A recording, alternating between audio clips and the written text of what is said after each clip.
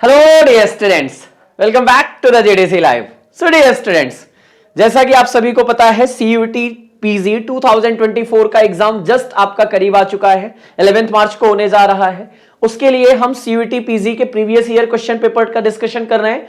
23 का video already ने देख लिया होगा। चलिए 22 के क्वेश्चन पेपर के भी बात करते हैं। इसमें भी सेम वही पैटर्न था, यानी हमारे टोटल यहां पे 100 क्वेश्चंस, जिसमें से फार्मा से हमारे 75 क्वेश्चंस आए हुए थे। और वो 75 क्वेश्चंस कौन कौन से थे, कहां से आए थे, बहुत सिंपल थे। इसलिए मैं बार बार बोलता हूं कि इसके लिए बहुत ज्यादा टेंशन मत लीजिएगा। सीयूटी पीजी आपका बहुत परफेक्ट जाएगा, एकदम निश्चिंत होकर जाइएगा।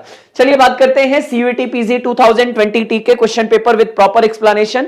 लेकिन उससे पहले जरा इसका एनालिसिस कर लेते हैं। 22 में हमारे कितने क्वेश्चंस किस सब्जेक्ट से आए?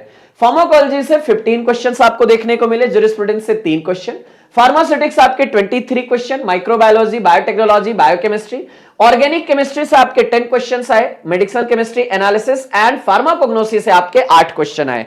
सेम चीज यहां भी आपको देखने को मिलेगा। फार्माकोलॉजी, फार्मास्यूटिक्स, ऑर्गेनिक केमिस्ट्री और फार्माकोग्नोसी, ये चारों आपके मेजर सब्जेक्ट्स होते हैं जो almost more than 75 to 80% question ये कवर करते हैं। अब उन्हीं में सबसे पहले शुरुआत करते हैं फ्रॉम द फार्माकोलॉजी। पहला क्वेश्चन देखो, बहुत इजी क्वेश्चन है, डायरेक्ट आप आंसर दोगे, मुझे पूरा विश्वास है। Which of the following inhalational general anaesthetic exist as gas?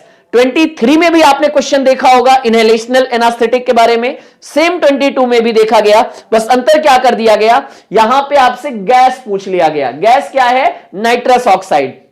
ये तीनों भी वोलेटाइल लिक्विड है, सॉरी डायजेपाम नहीं, हैलोथेन और आइसोफ्लूरिन भी हमारे वोलेटाइल लिक्विड हैं, लेकिन वो गैसेस नहीं है। आंसर क्या हो जाएगा? Nitrous oxide is the correct answer, जो हमारा गैसेस फॉर्म में प्रेजेंट है और गैसेस फॉर्म में दिया जाता है एज अ जनरल एनास्थेटिक के रूप में। Which of the following is beta-lactam antibiotic? Beta-lactam antibiotic, penicillin derivative, cephalosporin derivative, carbapinam derivative, even beta-lactamase inhibitor और साथ ही साथ हमारा मोनोबैक्टम डेरिवेटिव आते हैं। करेक्ट है? पेनिसिलिन हो गया, सिफेलोस्पोरिन हो गया, इमिपिनेम हो गया। सर आंसर क्या होगा बताइए, कितना इजी है? That is the correct answer. All of these correct answer आ जाएगा, कुछ नहीं करना था, सोचना भी नहीं है। Which of the following is not the first choice of drug for treatment of the genital herpes simplex? बच्चों क्या याद किया था? जेनाइटल हर्पस सिंप्लेक्स और एंटी हर्पस वायरस क्लासिफिकेशन जब आपने पढ़ा होगा तो वहां पे आपको याद आता है क्या, हमारे अगर मुझे हर्पिस से बचना है तो साइकिल चलाओ, फिट रहो, यही हमने पढ़ा था ना। जितने भी साइक्लोविर वाली ड्रग हैं वो सब मेरे एंटी हर्पिस क्लास की ड्रग में आ जाती हैं। ए साइक्लोविर, वेल साइक्लोविर, ग्वेन साइक्लोविर, पेन साइक्लोविर, फैम साइक्लोविर, ये सारी ड्रग आती हैं। और साथ ही साथ फिट से हमने याद किया था आइडॉक्सियूरिडिन, फॉस्कारनेट एंड ट्राइफ्लोरिडिन के बारे में बात किया था। कितना इजी है, देखो ये भी है, ये भी है, ये भी है, ये तीनों मेरी क्या है? एंटी हर्पिस क्लास की ड्रग है। लेकिन सेफेरोक्सिम की बात करेंगे, नहीं सर ये सेफेलोस्पोरिन क्लास की ड्रग है, सर ये एंटीबायोटिक है, ये एंटीवायरल में यूज नहीं होती है। सो सिंपल आंसर दे देना था। Following drug is short acting sedative hypnotic. देखो फिर से वही क्वेश्चन, मैं बार बार आपसे ही बोलता हूं, शॉर्ट एक्टिंग बेंजोडाइजेपिन हिप्नोटिक या शॉर्ट एक्टिंग बेंजोडाइजेपिन डेरिवेटिव याद आए तो पहले आपको याद रखना है एटम। एटम बोले तो हमारी पहली आ जाती है एल्प्राजोलाम, ट्रायाजोलाम, टिमाजिपाम, ऑक्साजिपाम, मिडाजोलाम। शॉर्टेस्ट पूछा जाएगा तो मिडाजोलाम, उसके बाद हमारी ट्रायाजिपाम, नेक्स्ट हमारी टिमाजिपाम, देन ऑक्साजिपाम, देन एल्प्राजोलाम, ये सीक्वेंस होता है। तो यहां पे आंसर कहीं आपको ट्रायाजोलाम देखने को मिल रहा है क्या? सिंपल आंसर लगाओगे कि नहीं? 2023 में भी क्वेश्चन है, 2022 में भी इसका क्वेश्चन आपसे पूछा गया है। Which of the following hypolipidemic drug is HMG CoA reductase inhibitor? और HMG CoA reductase inhibitor की पहचान ही है स्टैटिन क्लास की ड्रग। इजेटिमिब नहीं सर, ये तो बिल्कुल नहीं आएगी। स्टेरॉल एब्जॉर्प्शन इनहिबिटर पे आती है। फेनोफिब्रेट सर तो ये पीपीआर हमारी गामा डेरिवेटिव, अल्फा डेरिवेटिव में आ जाती है। रोसवास्टैटिन, हां जी सर स्टैटिन मिल रहा है। Nicotinic acid, lipolysis and triglyceride synthesis inhibitor, आपसे HMG CoA reductase inhibitor. Direct classification है हाइपरलिपिडेमिक एजेंट का, हां जी sir. Which of the following anti tubercular drug is unsafe to prescribe during the pregnancy? Anti tubercular drug, again यहां से question 23 में भी 22 में भी। All the first line anti-tubercular drug can be used during the pregnancy except streptomycin. क्यों? क्योंकि aminoglycoside और aminoglycoside contraindicated होती है। याद आ रही है मेरी बात? साथ ही साथ ड्रग ऑफ चॉइस अगर पूछा गया होता तब रिफैम्पिसिन देते, लेकिन आपसे पूछा गया सेफ नहीं है, सिंपल आंसर दीजिए ना, कुछ नहीं सोचना है, क्लास की डायरेक्ट लाइन है, वहां पे सीधा बोला गया था all first line anti tubercular drug can be use during the pregnancy except streptomycin because it's aminoglycoside derivative which is contraindicated during the pregnancy. Which of the following anti Parkinsonian drug is MAO B inhibitor? मतलब direct repeated question इसे बोलते हैं, 22 में भी 23 में भी। MAO B inhibitor selegiline rasagiline, MAO inhibitor sir हमारी moclobemide क्लोरगाइलिन आएगी। सर यहां तो आपसे एंटी पार्किंसन की बात की गई है, माओ बी इनहिबिटर सेलेजेलिन आ जाएगा। ये डोपामिन एगोनिस्ट है, ये हमारी डोपा डिकॉर्बोक्सिलेज इनहिबिटर है, ये डोपामिन फैसिलिटेटर है। माओ बी इनहिबिटर पूछा गया, सेलेजेलिन का आंसर देके आगे बढ़िएगा। Which of the following oral anti diabetic drug is not a sulfonylurea? Sulfonylurea derivative में हमने पढ़ा होगा first generation and second generation. First generation में आपकी आती है क्लोरप्रोपामाइड टॉलब्यूटामाइड, और सेकेंड जनरेशन में बच्चों याद है हमने 4G ड्रग पढ़ा होगा, ग्लिबेनक्लामाइड, ग्लिपेजाइड, ग्लिक्लाजाइड, ग्लिमेपिराइड, 4G ड्रग, इसे ही तो ट्रिक बोलते हैं, यहीं से तो याद रखते हैं। रेपाग्लिनाइड सर ये हमारा याद आ रहा है ना, मोगली नाटा है, रैप करता है, और वहीं से हमने बोला था रेपेग्लिनाइड एंड नेटेग्लिनाइड मेग्लेटिनाइड क्लास की ड्रग हैं। तो सर ये सल्फोनिल यूरिया में तो नहीं है। हां मैकेनिज्म सेम है कि ये इंसुलिन के सिक्रीशन को ये भी क्या करेंगे, इनहिबिट करें, इंक्रीज करेंगे, यही तो हमने पढ़ा होगा। जी सर आंसर आ जाएगा। Which of the following is a long acting corticosteroid? डेक्सामेक्सा याद आ रहा है क्या? डेक्सामेक्सा क्लास की बात याद आ रही है क्या? सोचना भी नहीं सर, ये शॉर्ट एक्टिंग है, ये इंटरमीडिएट एक्टिंग है, और आंसर आ गया डेक्सामिथासोन, डेक्सामेक्सा लॉन्ग एक्टिंग कॉर्टिकोस्टेरॉइड। पोटेंट की बात आती तो बीटामिथासोन, बीटा पोटा यानी पोटेंट हमारी आ जाएगी। Which of the following is the natural anticholinergic drug? Again repeated question 23 और 22 का। एंटीकोलिनर्जिक ड्रग सेरेट्रोपिन है, नेचुरल होती है, हाँ जी हमारा सर एट्रोपा बेलेडोना से ऑब्टेन्ड होती है, सर ये नेचुरल एंटीकोलिनर्जिक ड्रग है। साइक्लोपेंटोलेट, बाइपेरिडिन एंड सोलिफेनिसिन, हाँ जी सर ये भी एंटीकोलिनर्जिक है लेकिन नेचुरल नहीं है, नेचुरल तो केवल एट्रोपिन ही मिलेगी, ये एकदम करेक्ट है। In urinary incontinence following drug is widely used. एक सेकेंड, यूरिनरी ब्लैडर पे काम करने वाली ड्रग मेरी याद आ रही है बच्चों आप लोग? एक मिनट मत याद करो, उस पर भी दिमाग मत लगाओ, थोड़ा सोचो जरा। हमने पढ़ा होगा कि हमारे किसी को याद आ रहा है ओटीपी, एमएमटी, बीडीएस, किसी को याद आ रहा है मस्कैरेनिक 3, हाँ जी M3 receptor present into the urinary bladder, और वहीं पे हमारी याद आती है दैट इज द बीडीएस। बोले तो हमारा बेथनीकोल यूरिनरी ब्लैडर का सेलेक्टिव हमारा इफिकेसी ज्यादा होती है, डेरिफेनासिन, सल्फेनासिन हमारी यूरिनरी ब्लैडर पे काम करती है, और यूरिनरी इनकंसिस्टेंसी यानी जब मैं बोलूं यूरिन का एक्सक्रीशन पे हमारा एक्ट करती है, आंसर क्या है डेरिफेनासिन। आपको याद करिएगा पायरेनजेपिन M1 सेलेक्टिव एंटागोनिस्ट होता है, HCl के सिक्रीशन में काम करता है। साइक्लोपेंटोलेट की बात करेंगे, ग्लाइकोपेरोलेट की बात, ग्लाइकोपायरेट की बात करेंगे sir anti means pre anaesthetic medication. Hyoscine की बात करेंगे सर ये हमारी नेचुरल, ये भी एंटीकोलिनर्जिक में आती है। आपसे पूछा गया यूरिनरी इनकंसिस्टेंस, सर हमारा डेरिफेनासिन का आंसर सीधा हो जाएगा। Match the list one with the list two. देखो हर बार एक दो क्वेश्चन मैच वाले आते ही आते हैं, ये क्वेश्चन वहीं से है। कॉल्चिसिन कहां यूज होती है? किसी बच्चे के मन में हमारा कंफ्यूजन नहीं होना चाहिए। कॉल्चिसिन, हाँ जी सर कॉल्चिसिन की बात करेंगे, कॉल्चिकम ऑटोमेनिल से ऑब्टेन्ड होने वाला कॉल्चिसिन एंटी गाउट में यूज होता है, एक्यूट गाउट में। ये एनाल्जेसिक नहीं है, एंटीपायरेटिक नहीं है, एंटी इंफ्लामेटरी नहीं है, एंटीपायरेटिक नहीं है, सिर्फ और सिर्फ क्या करता है, ये जो केमिकल मीडिएटर होते हैं उनके रिलीज को इनहिबिट करता है। याद आ रही है बात क्लास की? तो colchicine anti gout, A for 2।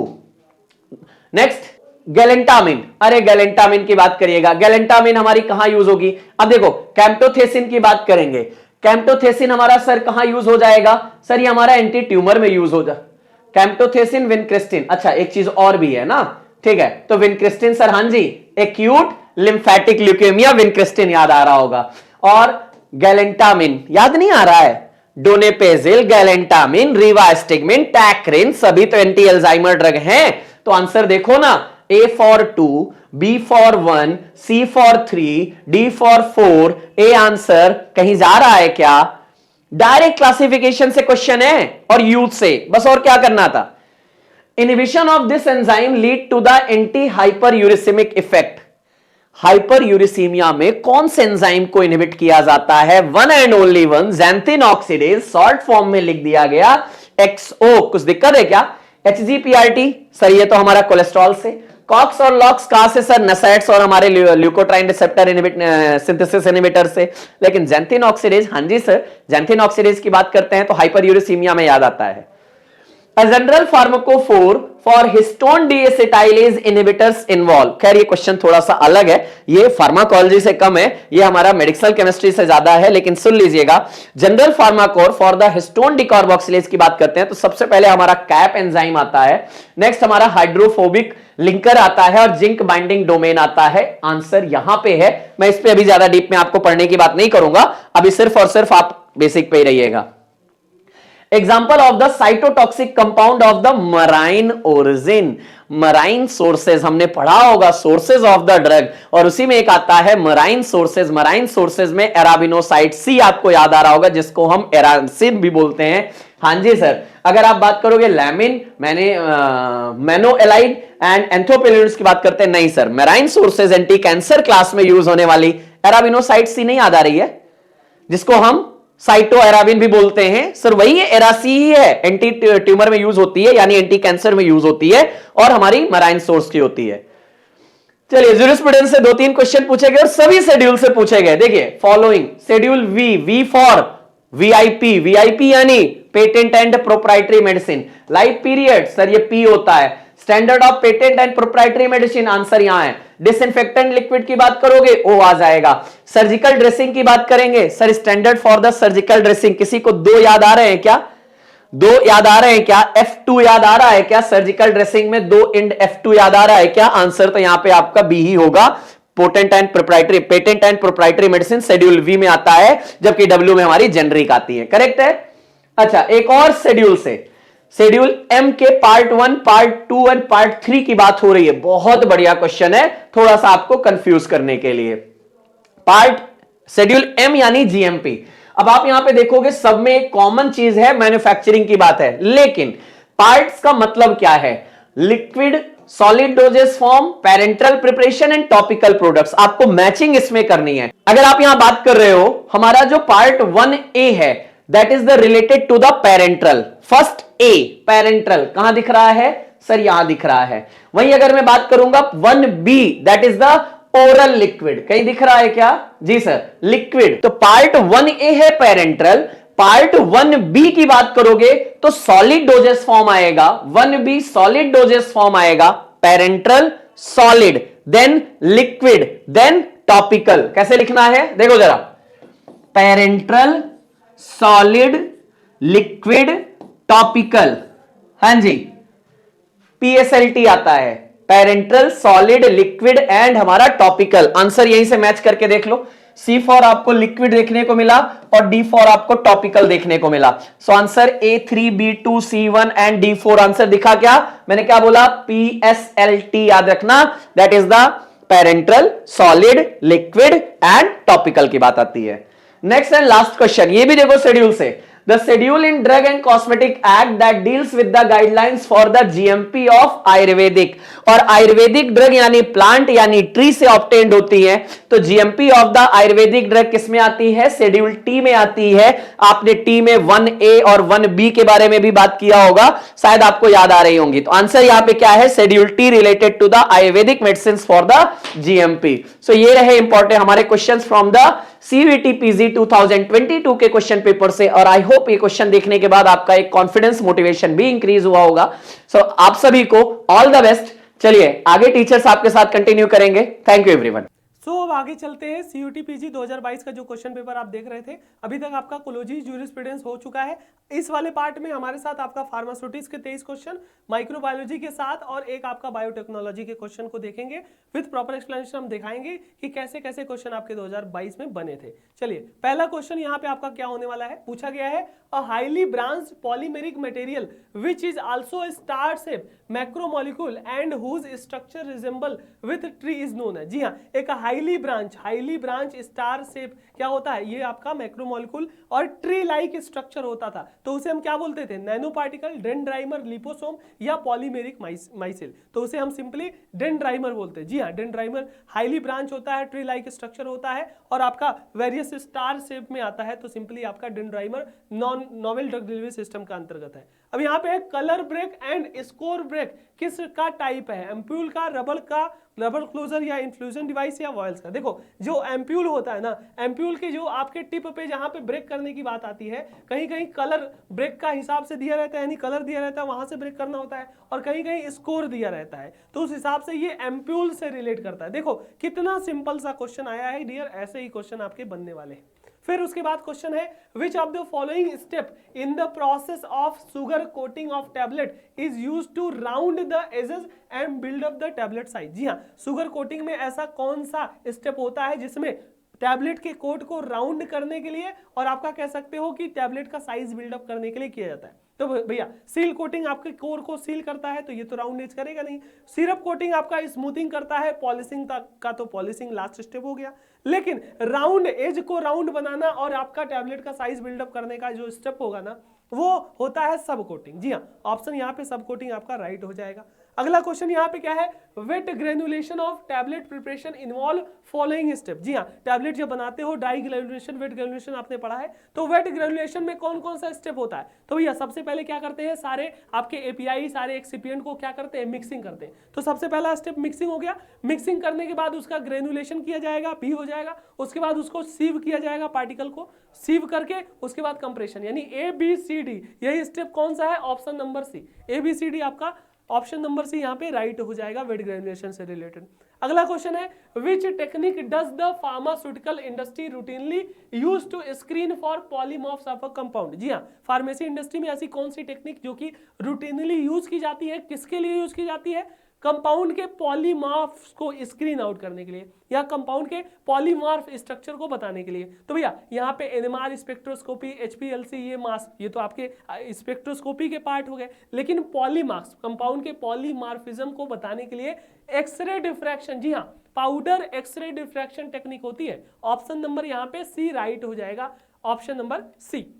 आगे क्वेश्चन क्या है, the oil in water type emulsion are produce by such emulsifying agent. जी हाँ, किसकी बात की जा रही है, ऑयल इन वाटर, वाटर यहाँ पे कंटिन्यूअस फेज है, ऑयल आपका डिसकंटिन्यूअस मतलब स्मॉल फेज में है। तो भैया oil in water emulsifying agent जब आपने पढ़ा था, इमल्सन पढ़ा था, तो उसमें मेनली आपका कह सकते हो गम एकेसिया यूज होता था, एज वेल एज आपके सेपोनिन्स ऑयल इन वाटर के इमल्सिफाइंग एजेंट है, और मेथिल सेलुलोज ये आपके ऑयल इन वाटर के हैं। बीज वैक्स और वूल फैट यहाँ पे नहीं होगा, तो ADE ऑप्शन आपका यहाँ पे सी राइट हो जाएगा, ऑप्शन सी। ठीक है, आगे चलते हैं। यहाँ पे लिखा गया है the amount of drug decrease as follows from a solid dosage form, the decrease in the amount of drug appear to be first order, zero order process, pseudo first order या नन ऑफ द अबव। तो भैया यहाँ पे देखो 10 minute, 20 minute, 60 minute, 94 minute, 120 minute, 130 minute, अलग अलग आपका timing दिया है।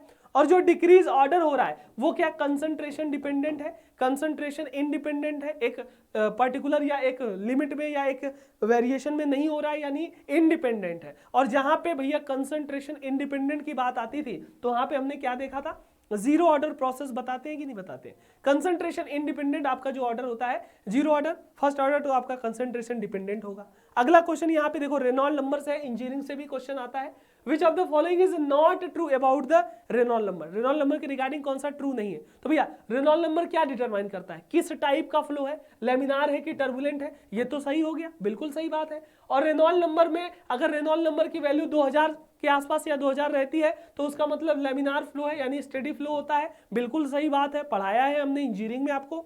उसके बाद अगर रेनॉल्ड नंबर की वैल्यू 4000 है, तो उसका मतलब फ्लो का आपका टर्बुलेंट फ्लो होगा, बिल्कुल सही बात है, 4000 रेनॉल्ड नंबर वैल्यू यानी कि आपका टर्बुलेंट फ्लो, ये भी सही है। लास्ट आपका क्या है, considering standard condition, Reynold number value की अगर 8000 होगी तो वो आपका ट्रांजिशनल फ्लो होगा क्या, नहीं, इसका कहीं भी 8000 और कह सकते हो रेनॉल्ड नंबर की वैल्यू ट्रांजिशनल फ्लो का कहीं बात ही नहीं आता।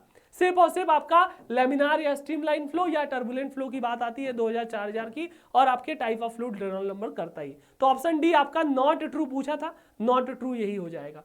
अगला question, which of the following material is most commonly use for blister packaging of tablet and capsule. जी हाँ, टैबलेट कैप्सूल की जो ब्लिस्टर पैकेजिंग होती है ना, ब्लिस्टर वगैरह उभरा रहता है, देखते हो ना, वो ब्लिस्टर किस प्लास्टिक से बना होता है भैया?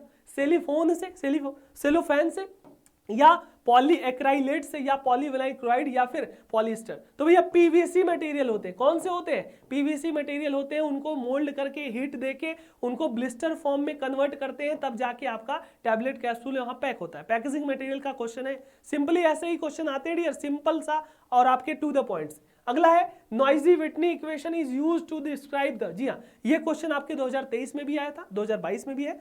Noisy Whitney equation, first order kinetics, zero order, second order या डिसोल्यूशन रेट। तो सिंपली आपके डिसोल्यूशन रेट को डिस्क्राइब करता है नॉइज विटनी इक्वेशन। क्लियर है? ये आपने लास्ट उसमें भी देख लिया था।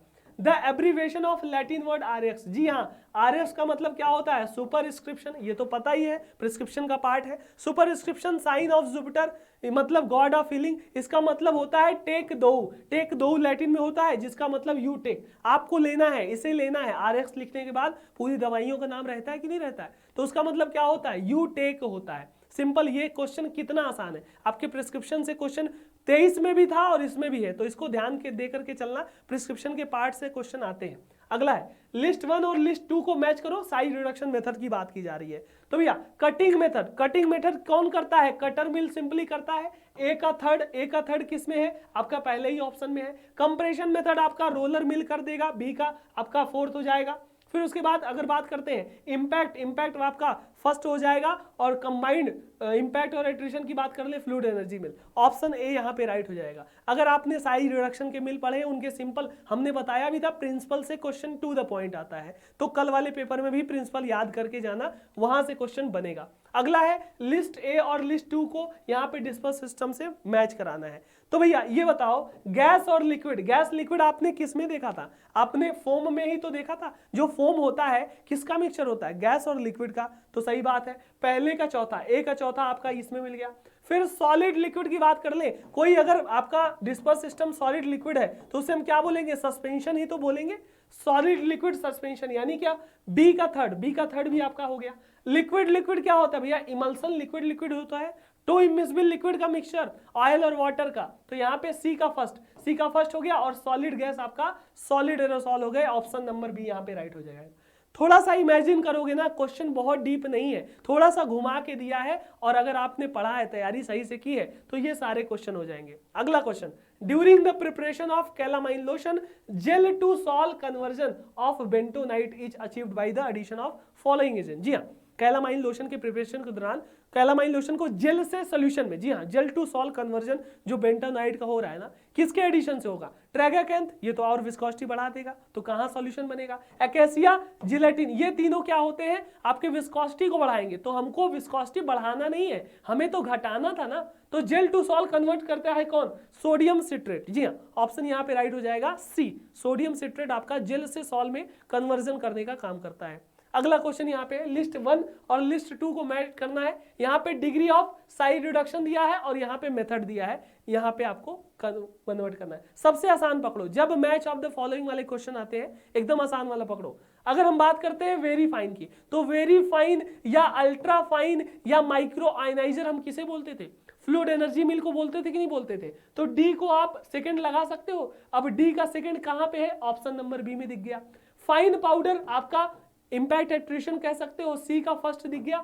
और अगर हम लार्ज पीसेस की बात कर लें तो ये कटर और कंप्रेशन में होता है, कोर्स पाउडर आपका इंपैक्ट में हो गया। तो ऑप्शन नंबर यहाँ पे बी इसका सीधा दिख गया। एकदम सिंपल सा क्वेश्चन ये भी है, यानी कि मिल से क्वेश्चन आ रहे हैं, इसको आप लोग छोड़ना नहीं है। लिस्ट ए दिया है, लिस्ट 2 दिया है, यहाँ पे भी मिलाना है। इसमें टैबलेटिंग के प्रोसेस है और टैबलेट के डिफेक्ट से क्वेश्चन है। Lamination, mottling, picking, capping. भैया लैमिनेशन किसे बोलते हैं? जब टैबलेट 2 या 2 से अधिक डिस्ट्रिक्ट लेयर में टूट जाए। तो ए का 4 किस में है? आपका सी में है, डी में है, तो ये दोनों ऑप्शन हटा दिए। चलो भैया पिकिंग मतलब क्या होता था? स्टिक हो जाना, यानी कि आपका स्टिक हो जाता है पंच से स्टिक हो जाता है तो सी का सेकंड कर सकते हो, और मॉटलिंग में अनइवन डिस्ट्रीब्यूशन होगा, और कैपिंग तक का तो पहला हो जाएगा।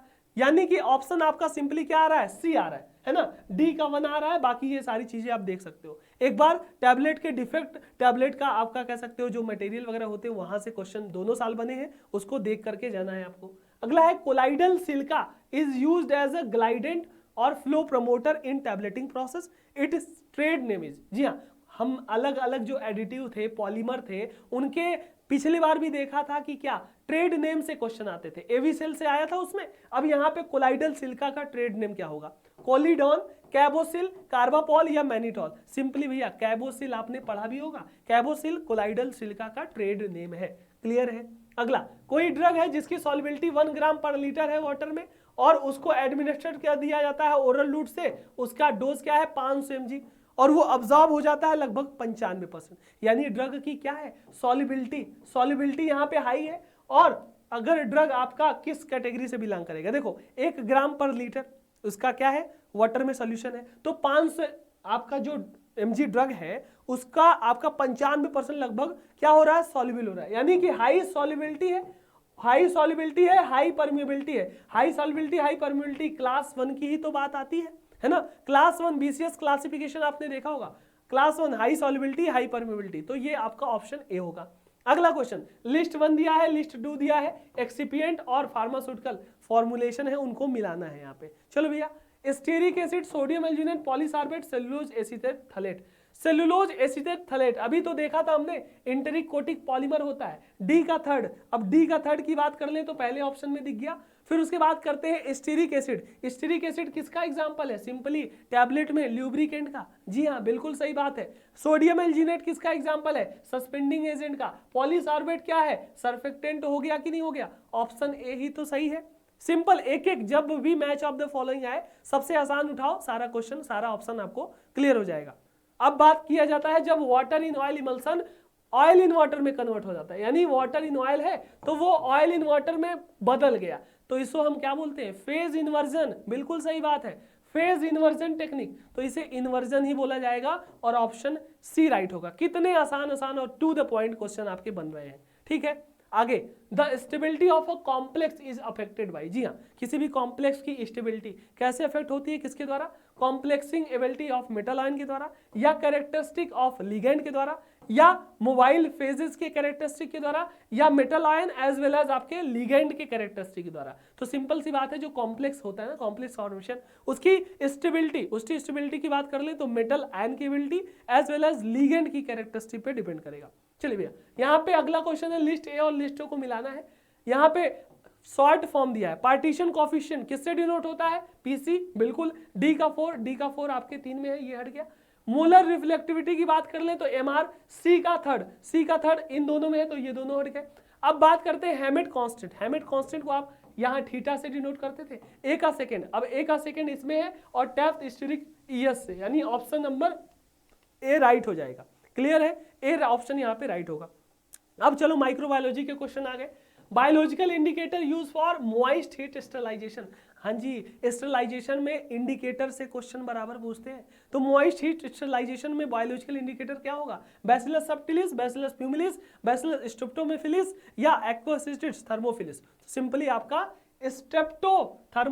स्टेरोथर्मोफिलस, ये आपका राइट आंसर होगा। मॉइस्ट हीट की बात की जाए, यहाँ पे है which agglutination test is perform for the diagnosis of typhoid. जी हाँ, टाइफॉइड फीवर को यहाँ पे टेस्ट करने के लिए कौन सा टेस्ट यहाँ पे परफॉर्म किया जाता है, उसको परीक्षण करने के लिए, डिग टेस्ट, वाइडल टेस्ट, टाइन टेस्ट, या सिक टेस्ट। वाइडल टेस्ट नाम सुना होगा आपने, टाइफाइड में जो टेस्ट किया जाता है ना, वाइडल टेस्ट। क्लियर है। प्लेग और ब्लैक डेथ किसके द्वारा कॉज होता है, किस बैक्टीरिया के द्वारा, तो यहाँ पे देखो, बॉडेटा पर्ट्यूसिस के द्वारा, पास्ट्यूरेला पेस्टिस के द्वारा, साल्मोनेला टाइफाई, या वाइब्रियो कॉलरा। तो यहाँ पे देखो, ये कॉलरा, ये टाइफॉइड, ये पेस्टिस, तो सिंपली बॉडेटेला पर्ट्यूसिस। एकदम सिंपल सा क्वेश्चन है, आपको एकदम आ जाएगा। The type of food spoilage that occur in fresh meat and fish. जी हाँ, ऐसा फूड स्पॉइलेज जो कि फ्रेश मीट और आपका कह सकते हो फिश में ऑब्टेंड होता है, उसे हम स्लाइम, पुट्रेफैक्शन, या मोल्डी, या रोट्स बोलते हैं। सिंपली पुट्रेफैक्शन आपका कह सकते हो फूड स्पॉइलेज का नाम है। क्लियर है।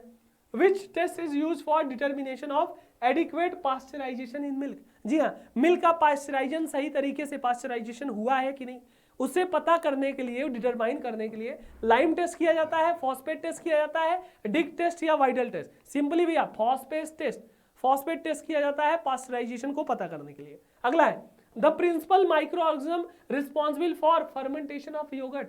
दही को फर्मेंटेशन के दौरान, दही के फर्मेंटेशन में कौन सा माइक्रो ऑर्गेनिज्म रिस्पॉन्सिबल होगा भैया? याद कर लो, क्वेश्चन पूछा जाता है दही का, स्ट्रेप्टोकोकस थर्मोफिलस। सिंपल सा इसका आंसर होने वाला है, एकदम आसान। अगला क्वेश्चन क्या है? The causative organism of the disease bakanae या फुलिस सीडलिंग का आपका कॉजेटिव ऑर्गेनिज्म क्या होगा? सिंपल यहाँ पे जिब्रेला और फंगी कुरोई बोल सकते हो, जिब्रेला फंगू कुरोई इसका राइट आंसर होगा। ठीक है, तो ये थे आपके टोटल। अब आगे बायोटेक्नोलॉजी के या बायोकेमिस्ट्री से लेकर के ऑर्गेनिक वगैरह क्वेश्चन अखिलेश सर के थ्रू आपको देखने को मिलेंगे। यानी कि आपको यही आपको देख सकते हो कि टू द पॉइंट क्वेश्चन है, स्टैटिस्टिक्स के लगभग मेन पार्ट से टेक इंजीनियरिंग और जितने भी फॉर्मुलेशन वगैरह है वहां से क्वेश्चन देखने को मिलते हैं। उसको जल्दी जल्दी रिवाइज कर लीजिएगा ताकि कल का एग्जाम आपका बेस्ट हो। मिलते हैं अगले वीडियो में। Thank you so much, all the very best. चलिए नेक्स्ट क्वेश्चन देखते हैं अभी क्या है। 50 नंबर क्वेश्चन, और ये कह रहा है alpha D glucose and beta D glucose are. So alpha और बीटा फॉर्म जो होते हैं ग्लूकोज के, ये क्या होते हैं? एनोमर्स होते हैं, एपीमर्स होते हैं, रोटामर्स होते हैं या फिर टॉटोमर्स होते हैं। सो ना तो ये रोटामर्स में आएंगे ना ये आपके आएंगे टॉटोमर्स में। एनोमर और एपीमर में क्या सीन है? तो यहाँ क्योंकि ग्लूकोज के ही दो कंपाउंड्स की बात की जा रही है, तो यहाँ एक ही कंपाउंड की बात की जा रही है और उसके अल्फा फॉर्म और बीटा फॉर्म की बात करते हैं, तो ये आपके एनोमर्स होते हैं। ये क्या होते हैं? आपके एनोमर्स हो जाया करते हैं। तो आपका ए ऑप्शन क्या होगा? करेक्ट हो जाएगा। नेक्स्ट क्वेश्चन क्या है देखिए, which one of the following name reaction utilises PPH3 as a reagent. तो यहाँ पे ट्राइफेनाइल फॉस्फोरस यहाँ पे आता है। तो ये आपके कौन से नेम रिएक्शन की बात करते हैं? तो देखो इसकी अगर आप बात करो, यहाँ पे क्या है, फेनाइल ग्रुप्स लगे हुए होते हैं 3, और यहां लगा हुआ होता है एक एल्कीन ग्रुप, CH2 ग्रुप लगा हुआ होता है। और इसकी रिएक्शन जब हम कराते हैं किसके साथ में? इसकी रिएक्शन कराते हैं कार्बोनिल कंपाउंड्स के साथ में, तो हमको क्या मिलता है? एल्कीन मिल रहा होता है। और इस रिएक्शन का नाम क्या होता है? This is Wittig. विटिग ये रहा, देखो विटिग रिएक्शन होता है। सी ऑप्शन क्या होगा आपका? करेक्ट हो जाएगा। यहां से आपका क्या होता है? बीटेन इंटरमीडिएट भी देखने को मिलता है।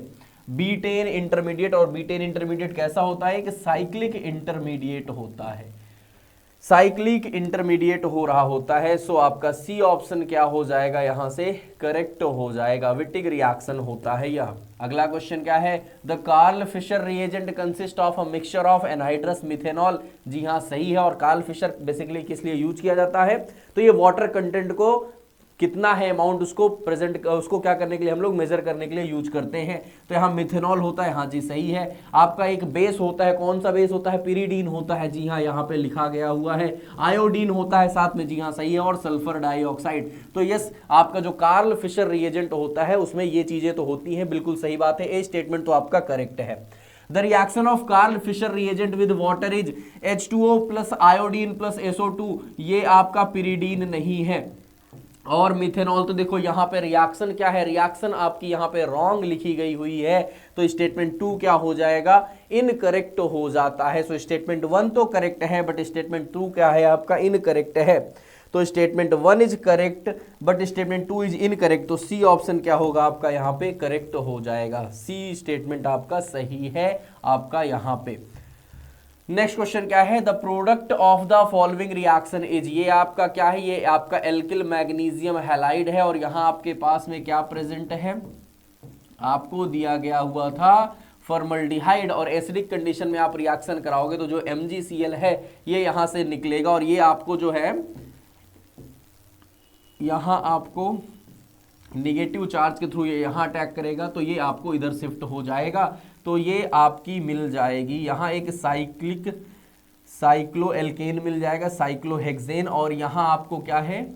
COH लग जाएगा और 2 हाइड्रोजन्स जो थे तो उसको हम चाहे तो एक साथ ही लिख देते हैं, चलो इसको CH2 लिख देते हैं और OH बन जाएगा। तो ये आपको यहाँ पे मिलेगा, देखो कहाँ है ऐसा, ये रहा आपको सेकंड ऑप्शन, देखो जरा सेकंड ऑप्शन क्या होता है, न्यूक्लियोफिलिक एडिशन रिएक्शन प्रोसेस होता है। यहाँ पे कार्बोनिल कंपाउंड्स की रिएक्शन कराते हैं जब हम ग्रिगनार्ड रिएजेंट के साथ में, तो सेकंड ऑप्शन आपका करेक्ट हो जाता है। नेक्स्ट क्वेश्चन फर्दर देखते हैं जरा, आपका मैच कराना है, ये क्या है डियर, ये आपकी DCC है, दैट इज डाइक्लोरोकार्बीन है ये, तो ए ऑप्शन कार्बीन है। ये लो आपका फर्स्ट को मैच कराओ सेकंड के साथ में, तो ये रॉन्ग हो जाएगा, ये रॉन्ग हो जाएगा, यहाँ ए में 2 था। NH3 अमोनिया, अरे इसके पास लोन पेयर होते हैं, तो यह तो एक न्यूक्लियोफिलिक स्पीशी होती है, बी का क्या हो जाएगा, फोर्थ हो जाएगा, बी का आप फोर्थ लगाओ, सेकंड भी रॉन्ग हो गया, सॉरी आपका थर्ड भी रॉन्ग हो गया, आपका सेकंड क्या हो गया, देखो करेक्ट। NO2 एक इलेक्ट्रोफाइल होता है, पॉजिटिव चार्ज है, इलेक्ट्रोफाइल है, ये लो आपका C का 3 हो रहा है, जी हाँ C का 3, और CH3 रेडिकल था तो फ्री रेडिकल के साथ मैच करा दो, D का 1, तो बी ऑप्शन यहाँ से क्या होगा, करेक्ट हो जाएगा।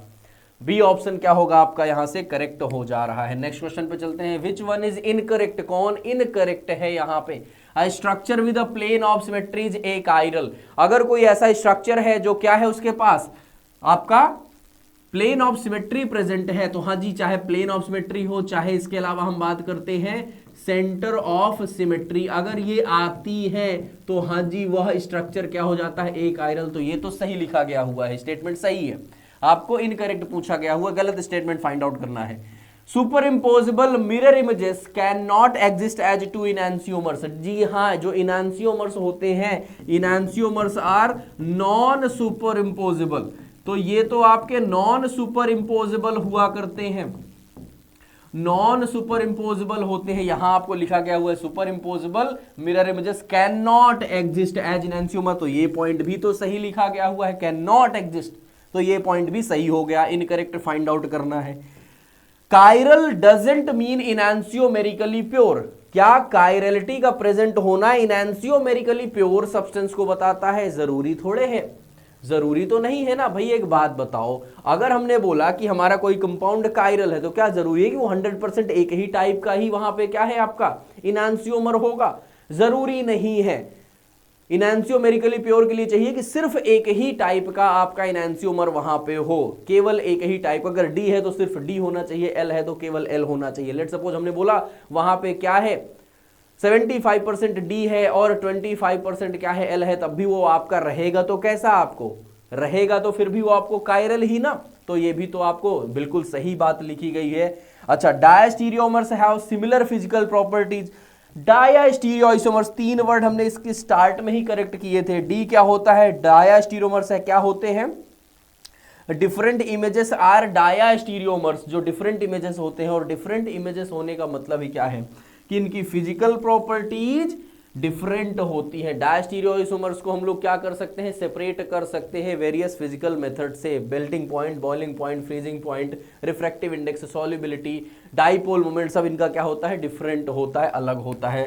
तो ये आपका क्या होता है, सिमिलर लिख दिया, तो यही क्या हो जाएगा, इनकरेक्ट हो जाएगा, और इनकरेक्ट ही आपको पूछा गया हुआ था, इनकरेक्ट ही आपसे पूछा गया हुआ है, तो डी क्या है, इनकरेक्ट लिखा गया हुआ है। इनकी डिफरेंट फिजिकल केमिकल प्रॉपर्टीज होती हैं।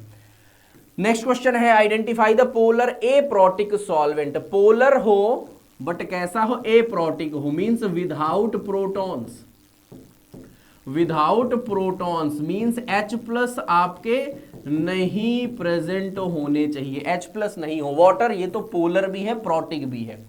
बेंजीन नॉन पोलर है, ये क्या है, नॉन पोलर होता है, ये क्या है, पोलर और प्रोटिक है, प्रोटिक है। डाइमेथाइल सल्फॉक्साइड DMSO, ये आपका क्या होता है, पोलर होता है, और कैसा होता है, एप्रोटिक होता है, पोलर एप्रोटिक सॉल्वेंट होता है आपका जो डाइमेथाइल सल्फॉक्साइड हुआ करता है। और नेक्स्ट क्या है, एसिटिक एसिड आता है, तो यस ये भी क्या है, पोलर और प्रोटिक में आ जाएगा, पोलर प्रोटिक में आ जाएगा। और ये DMSO क्या होता है, हमने बात की हुई है, तो ये क्या हो जाएगा, पोलर एप्रोटिक हो जाता है। सी ऑप्शन क्या होगा, करेक्ट हो जाएगा। कमेंट में आपको बताना है कि पोलर एप्रोटिक, ये जो DMSO है, ये हम कौन से टाइप के रिएक्शंस में यूज कर रहे होते हैं, इसको आप लोग मुझे कमेंट पे बताएंगे। नेक्स्ट क्वेश्चन क्या है, choose the correct order of reactivity of the following carbonyl compounds towards nucleophilic substitution reaction. Nucleophilic substitution reactions के लिए इनमें से कौन से कंपाउंड्स हैं जो कि फास्ट रिएक्शंस को शो करेंगे। रिएक्टिविटी जिनकी सबसे फास्ट होगी, मींस जो सबसे ज्यादा अनस्टेबल होंगे वो सबसे फास्ट रिएक्टिविटी शो करेंगे। अनस्टेबिलिटी किस वजह से है उसको थोड़ा सा यहां पे हमको चेक करना पड़ेगा। डियर यहां आप देखेंगे कि जो कार्बोनिल कार्बन है, कार्बोनिल कार्बन से हैं, यही कार्बोनिल कार्बन में इलेक्ट्रॉन डेफिशिएंसी होने की वजह से क्या होंगे, इनकी रिएक्टिविटी होंगी। जो कार्बोनिल कार्बन सबसे लेस इलेक्ट्रॉन डेफिशिएंट होगा वह सबसे लास्ट में रिएक्शन को शो करेगा, मतलब उतना ही लेट रिएक्टिविटी उसकी आएगी। देखो अब देखते हैं जरा यहाँ पे क्या है हमारे पास में, एसिड हैलाइड है। एसिड हैलाइड सबसे फास्ट रिएक्शंस को शो करेंगे, सबसे तेजी से रिएक्शन कोई शो कर सकता है, दैट इज एसिड हैलाइड। दो रीजन है।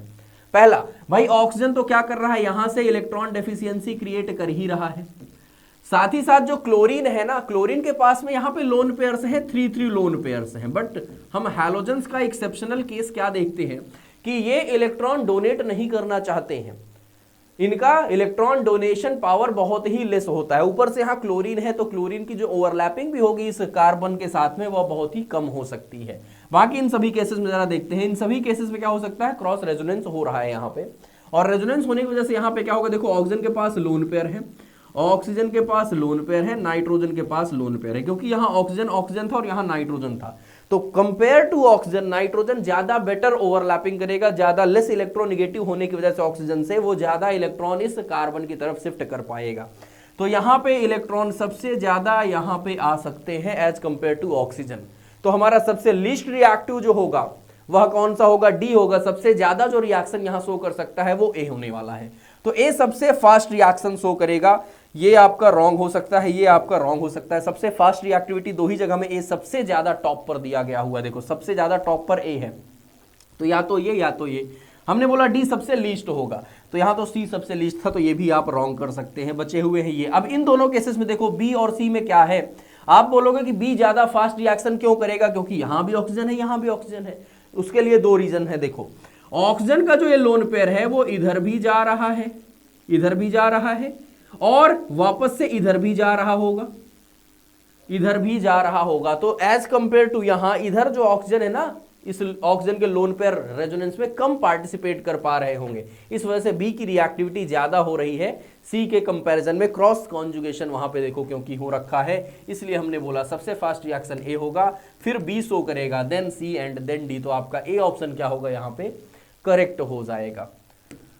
नेक्स्ट देखो क्या है, solvents can affect the rate of reaction. जो सॉल्वेंट्स होते हैं वह आपके किसी भी रिएक्शन में रेट ऑफ रिएक्शन को कैसे आपके हैम्पर कर सकते हैं, कैसे वहां पे अफेक्ट कर सकते हैं। देखो जरा, participating as a reagent, reagent के जैसा पार्टिसिपेट करके, acting as a catalyst, catalyst के जैसा एक्ट करके, डिसॉल्विंग द रिएजेंट्स, रिएजेंट्स को डिसॉल्व करके, या फिर ऑल ऑफ दीज। तो क्योंकि देखो यहाँ पे कोई स्पेसिफिक रिएक्शन के बारे में नहीं दिया गया हुआ है, क्योंकि अगर कोई स्पेसिफिक रिएक्शन के बारे में यहां नहीं दिया गया हुआ है तो हम यहां पे ऑल ऑफ दीज ही लगाएंगे, क्योंकि रिएजेंट्स के तौर पे भी वो एक्ट कर सकते हैं, आपका कैटलिस्ट के जैसा भी एक्ट कर सकते हैं, और आपके रिएजेंट्स को डिसॉल्व करने के लिए भी एक्ट कर सकते हैं। तो ऑल ऑफ द अबव आपका यहाँ पे आंसर हो जाएगा, ऑल ऑफ दीज आपका यहाँ पे करेक्ट हो जाएगा।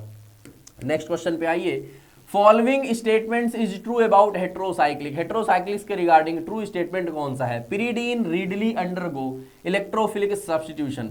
डियर पिरिडीन रिंग जो होती है ये तो बहुत ही ज्यादा इलेक्ट्रॉन डेफिशिएंट होती है, तो ये इलेक्ट्रोफिलिक रिएक्शंस क्या नहीं शो करती है, ये न्यूक्लियोफिलिक रिएक्शन शो करेगी। इलेक्ट्रोफिलिक रिएक्शन शो करेगी बहुत एबनॉर्मल और हाई टेम्परेचर्स पर ही यह शो कर सकती है। तो पहला स्टेटमेंट आपका रॉन्ग है, फॉल्स है।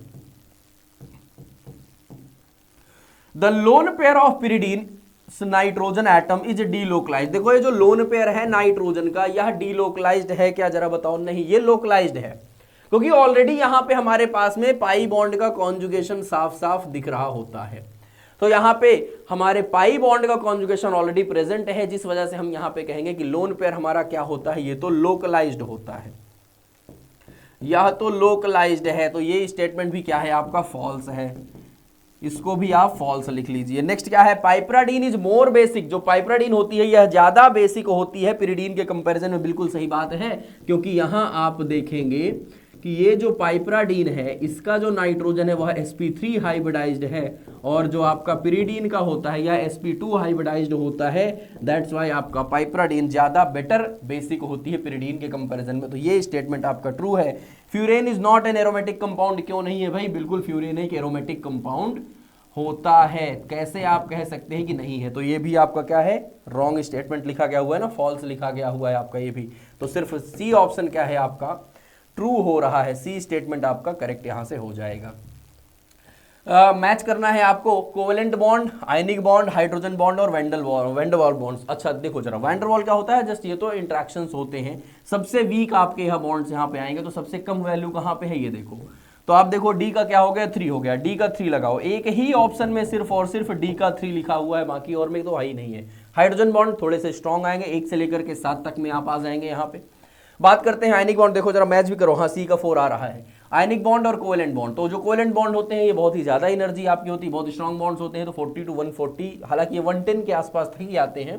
और आयनिक बॉन्ड आपके 5 तक के आ जाएंगे। तो आपका ये सी स्टेटमेंट क्या होगा यहाँ से? बिल्कुल करेक्टली मैच्ड हो रहा है। सी स्टेटमेंट क्या होगा आपका? करेक्ट हो जाएगा। नेक्स्ट क्वेश्चन क्या है? देखिए आपके स्ट्रक्चर्स दिए गए हुए हैं और आपको यहाँ मैच कराना है। तो ये स्ट्रक्चर क्या है? ये आपका आइसोक्विनोलिन का स्ट्रक्चर होता है। एक आप 2 लगा दो, फर्स्ट में 2। ओके जी, इसको रॉन्ग करो, इसको रॉन्ग करो। 2 जगह ए में 2 दिया गया हुआ था। ये क्या है? ये तो क्विनाजोलिन हो जाएगा। तो ये क्विनाजोलिन, बी का 1 ये रहा। ये क्या है? क्विनोलिन है। और ये क्या है? काउमेरिन है। तो सी का 3 और डी का 4। सी स्टेटमेंट ये भी क्या है आपका? करेक्ट है। सी आंसर यहाँ पे भी आपका करेक्ट हो जाएगा। अगला आ जाइए, the product of aromatic hydroxylation of acetanilide catalysed by cytochrome CYP450। तो यहाँ पे जरा बताइए इनमें से क्या हो जाएगा आपका? आप अगर हाइड्रोक्सिलेशन कराते हैं एसिटानिलाइड का तो क्या मिलता है? एसिटोमिनोफेन बनता है, पैरासीटामोल बनता है। अरे कहाँ है? देखो ना पैरासीटामोल, ये रहा। ये आपका क्या है? एसिटानिलाइड था, हाइड्रोक्सिलेशन OH करा दिया आपने, पैरा पोजीशन पर OH लग चुका है और ये क्या हो गया? हाइड्रोक्सिलेशन हो गया हुआ है। C3 ऑप्शन, थर्ड ऑप्शन क्या हो जाएगा आपका यहाँ पे? करेक्ट हो जाएगा। नेक्स्ट क्वेश्चन क्या है? Increasing order of B2 agonistic properties of the following compounds, choose the correct answer from the options given below. ये आपके पास ऑप्शन है। देखो सबसे पहला ये क्या लिया हुआ है? ये तो आपका नॉरएपिनेफ्रिन है। नॉरएपिनेफ्रिन है ये तो, ठीक है जी। नॉरएपिनेफ्रिन है। अच्छा ये क्या है? ये देखो, ये आपका एपिनेफ्रिन है, एड्रेनलिन जिसको आप बोलते हैं। तो ये हो गया आपका एपिनेफ्रिन। तो नॉरएपिनेफ्रिन तो पक्की बात है, एपिनेफ्रिन से लो एक्टिविटी शो करता है। यहाँ पे क्या है? ये आपका आइसोप्रेनलिन हो रहा है। हाँ जी, ये आपका आइसोप्रेनलिन आपका है। इसकी एक्टिविटी ज़्यादा ही बेटर होती है आपके किसके कंपैरिजन में? एपिनेफ्रिन से। और यहाँ पे क्या है? देखो ये तो कोल्टेरॉल है, ये तो कोल्टेरॉल है। इसकी एक्टिविटी आपके आइसोप्रेनलिन से भी ज़्यादा बेहतर होती है। तो आपका क्या हो गया? सबसे फास्ट हो जाएगा आपका डी का। 2 केसेस में डी की थी। कोल्टेरॉल के बाद आपका आइसोप्रेनलिन आएगा, तो ये रहा देखो। और उसके बाद आपका आएगा एपिनेफ्रिन, हाँ जी। और उसके बाद आएगा नॉरएपिनेफ्रिन। तो आपका ए स्टेटमेंट क्या होगा? ए ऑप्शन क्या होगा आपका? करेक्ट हो जाएगा। ए क्या होगा आपका? करेक्ट हो जाएगा। नेक्स्ट क्वेश्चन है आपका, देखो ये आपका बार्बिट्रेट दिया गया हुआ है। बार्बिट्रेट से रिलेटेड आपको इनकरेक्ट स्टेटमेंट यहाँ पे फाइंड आउट करना है। क्या है? देखो यहाँ पे 5,5 di substituents are not important for activity. अरे यही रॉन्ग हो गया। पहला स्टेटमेंट ही आपका स्टेटमेंट यही इनकरेक्ट है। क्यों इंपॉर्टेंट नहीं है भाई? क्यों इंपॉर्टेंट नहीं है? तो आपका पहला स्टेटमेंट ही क्या है? इनकरेक्ट हो जा रहा है। क्या आगे जाने की जरूरत है क्या? आपका R1 जो है वो लाइपोफिलिसिटी को क्या करता है? इंक्रीज करता है। बिल्कुल सही बात है। आपका ऑक्सीजन अगर हम सल्फर से इंक्रीज कर देते तो लाइपोफिलिसिटी बढ़ जाएगी। जी हाँ, लाइपोफिलिसिटी और rapid onset of action increase हो जाएगा। Replacement of both hydrogen at position 5 with alkyl और aryl group confers the activity, सही है। तो आपका ए स्टेटमेंट ही क्या है? ये इनकरेक्ट हो जाएगा।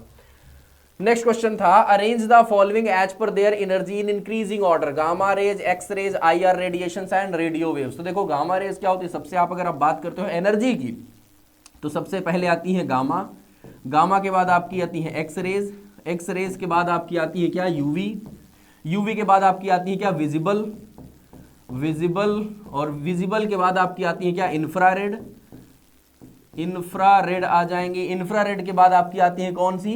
माइक्रो, और माइक्रो के बाद आपकी आती है, इसके बाद आती है रेडियो। माइक्रो के बाद आपकी आती है रेडियो। आपसे क्या क्या पूछा गया हुआ है, ये आपका डिक्रीजिंग है एनर्जी का, decreasing order of energy, decreasing energy level, ठीक है ना, डिक्रीजिंग एनर्जी लेवल। तो गामा की सबसे ज्यादा है, गामा की सबसे ज्यादा यहाँ पे ए, ये आप देखो यहाँ पे और यहाँ पे गामा सबसे ज्यादा है, यहाँ पे गामा सबसे ज्यादा दिया गया हुआ है। गामा के बाद कौन सी आ रही है, देखो एक्सरेज आ रही है, ये रहा बी। तो ये यहाँ पे क्या था, डी था, यहाँ बी था, ये रॉन्ग हो गया, देखो बी हो गया। गामा के बाद एक्सरे आ गई, एक्सरे के बाद आपका आईआर और रेडियो में से कौन सा आ रही है, इंफ्रारेड आएगी, तो सी आ रहा है, और लास्ट आपकी आ रही है, तो ए ऑप्शन क्या हो जाएगा, ए स्टेटमेंट ही आपका करेक्ट हो जा रहा है। नेक्स्ट क्वेश्चन क्या है, दो स्टेटमेंट्स दिए गए हुए हैं। To measure the conductivity of a solution it is placed in a cell having a pair of platinum electrodes. जी हाँ सही है, ठीक है ना, प्लैटिनम इलेक्ट्रोड्स जहां पे होते हैं उसमें हम क्या करते हैं, आपका कंडक्टिविटी टेस्ट के लिए आप उसको यूज करते हैं, सेल को प्लेस करते हैं। Analytical methods based upon the measurement of a quantity of electricity are termed as coulometric methods. जी हाँ, ये पॉइंट भी सही है आपका, ठीक है ना, ये पॉइंट भी आपका सही है। तो दोनों स्टेटमेंट्स ही आपके यहाँ पे करेक्ट दिए गए हुए हैं, दोनों स्टेटमेंट्स आपके करेक्ट हैं, both statements are correct. HRF value are in the range of, जो HRF वैल्यूज होती हैं, रिटार्डेशन फैक्टर्स होता है, वो आपका रेंज होती है 0 to 1, 1 to 10, 0 to 100 या 100 to 1000। तो ये रेंज होती है 0 से लेकर के 100 तक की होती है। सी ऑप्शन क्या होगा आपका यहाँ पे करेक्ट हो जाएगा डियर, सी ऑप्शन क्या होगा आपका करेक्ट हो जाएगा। तो ये थे आपके केमिस्ट्री के क्वेश्चंस। फार्माकोग्नोसी से जो क्वेश्चन पूछे गए हैं उन्हें हम सॉल्व करेंगे। देखते हैं कौन कौन से क्वेश्चन पूछे गए हैं फार्माकोग्नोसी सब्जेक्ट से। Among the following which is an example of primary metabolites. ठीक है, प्राइमरी मेटाबोलाइट का एग्जाम्पल इनमें से कौन सा है, ऑप्शन देख लीजिए, एल्किलाइड, कार्बोहाइड्रेट, ग्लाइकोसाइड, सैपोनिन।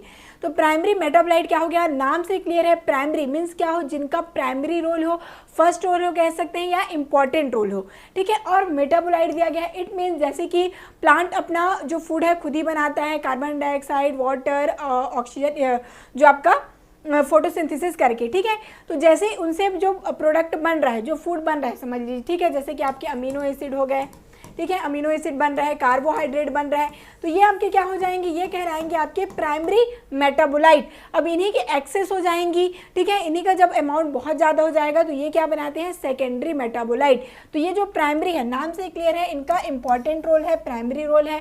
तो ये जो प्लांट के लिए क्या करेंगे, मेन फंक्शन परफॉर्म करते हैं, जैसे कि इनका डेवलपमेंट हो गया, रिप्रोडक्शन, ये सारी चीज़ों के लिए मेनली काम कौन करेगा, प्राइमरी मेटाबोलाइट। ठीक है, और यदि हम बात करते हैं इनके एक्सेस से क्या बनेगा आपका सेकेंडरी मेटाबोलाइट। ठीक है, तो ये इंपॉर्टेंट नहीं हो गए, ये डिफेंसिव एक्शन परफॉर्म करेंगे किनके लिए, प्लांट के लिए। ठीक है, जैसे कि कोई इंसेक्ट वगैरह है तो इन सभी से बचाव के लिए काम कौन करेगा, सेकेंडरी मेटाबोलाइट। ओके, तो प्राइमरी मेटाबोलाइट यहाँ पर क्या है, जैसे कि कार्बोहाइड्रेट, अमीनो एसिड, ये सारी चीज़ें प्लांट के लिए प्राइमरी मेटाबोलाइट होंगी, और इन्हीं से जब क्या बनेंगी, सेकेंडरी मेटाबोलाइट, जैसे कि एल्किलॉइड, ग्लाइकोसाइड, सैपोनिन, ये क्या कहलाएंगी, सेकेंडरी मेटाबोलाइट, जो कि प्लांट के लिए तो इंपॉर्टेंट नहीं होंगी बट हमारे लिए क्या करते हैं, थेरेपेटिक एक्शन परफॉर्म ये करते हैं। ठीक है, कार्बोहाइड्रेट हो जाएगा। नेक्स्ट चलते जाते हैं, क्या कुछ है, तो यहाँ पे मैच द फॉलोइंग दिया गया है, एक्रेसाइड, इंसेक्टिसाइड, रोडेंटिसाइड और मोलस्कीसाइड दिया गया है।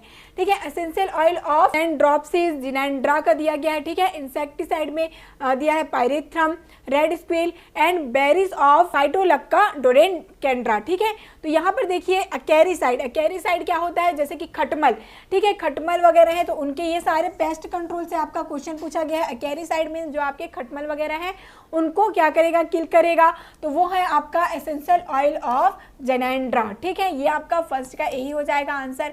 इंसेक्टिसाइड जो इंसेक्ट को रिप्लेट करें तो पायरेथ्रम, पायरेथ्रम प्लांट आपने देखा है तो इनका फ्लावर का यूज भी किया जाता है, ये क्या है, इंसेक्ट को रिप्लेंट के लिए यूज में आते हैं।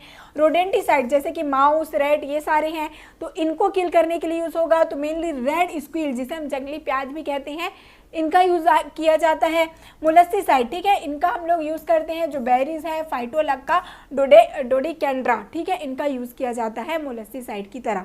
तो यहाँ पर आपका फर्स्ट आंसर ही क्या हो जाएगा, करेक्ट हो जाएगा, जो कि आप देख पाएंगे डायरेक्टली इनका आंसर ए का 1, बी का 2, सी का 3 और डी का 4 रहने वाला है। ठीक है, तो ये आप लोग देख सकते हैं, पूरा यहाँ पर एक्सप्लेनेशन भी बहुत अच्छे से यहाँ पर आपको मिल जाएगा और इसको आप लोग स्क्रीनशॉट ले लेंगे। रोडेंटिसाइड, इंसेक्टिसाइड, एक्रेसाइड, फंगिसाइड और हर्बिसाइड का एग्जाम्पल भी यहाँ पर दिया गया है। ठीक है, देख सकते हैं यहाँ पर, स्क्रीनशॉट ले लेंगे। आगे चलते जाते हैं, नेक्स्ट क्वेश्चन है यहाँ पर स्टेटमेंट बेस्ड। स्टेटमेंट क्या है? Agar, guar, gum, acacia and castor oil belong to the carbohydrate class of drug. Talc, kaolin and bentonite are used as pharmaceutical aid. तो यदि हम बात करते हैं अगार, गौर, गम, अकेशिया, जी हाँ कार्बोहाइड्रेट है, बट कैस्टर ऑयल क्या है? ऑयल ही, नाम ही क्लियर है, ये क्या है? लिपिड और ऑयल में ये आएंगे। तो यहाँ पर जो आपका फर्स्ट स्टेटमेंट है वो क्या हो गया? पहले ही रॉन्ग हो गया। फिर यदि बात करेंगे टाल्क, केओलिन और बेंटोनेट क्या दिया है? Pharmaceutical aid. Pharmaceutical aid means क्या होता है? ये ऐसे सब्सटेंस होंगे जिनका कोई फार्माकोलॉजिकल और थेरेपेटिक इनका कोई एक्टिविटी नहीं होता, बट ये जो हमारे फार्मास्यूटिकल्स, इट मीन जैसे कि टैबलेट हो गया, कैप्सूल है, जो आपके डोजेस फॉर्म है, इनके प्रिपरेशन में ये एज अ एक्सिपिएंट कह सकते हैं यूज हो, जैसे कि बाइंडर हो गया, आपके डिसइंटीग्रेटिंग एजेंट, ये सारी चीज़ें आप टैबलेट कैप्सूल के प्रिपरेशन में स्टडी भी करते होंगे। तो ये जो आपके टाल्क, केओलिन, बेंटोनेट है वो फार्मास्यूटिकल एड की तरह जी हाँ यूज में आती हैं। तो आपका स्टेटमेंट फर्स्ट है वो क्या हो गया? इनकरेक्ट है, क्योंकि यहाँ पर कैस्टर ऑयल दे दिया गया है। ये यदि नहीं रहता तब ये स्टेटमेंट सही हो जाता। ठीक है, तो यहाँ पर फर्स्ट स्टेटमेंट रॉन्ग है, पर सेकंड क्या है आपका? बिल्कुल राइट है भाई। ओके, चलिए आगे चलते जाइए। Datura stramonium leaves are distinguished from the leaves of datura inoxia by the margin which possess teeth divided the sinus. ठीक है, फिर दिया second, datura stramonium leaves are distinguished from the leaves of datura inoxia by the lateral veins which run into marginal teeth.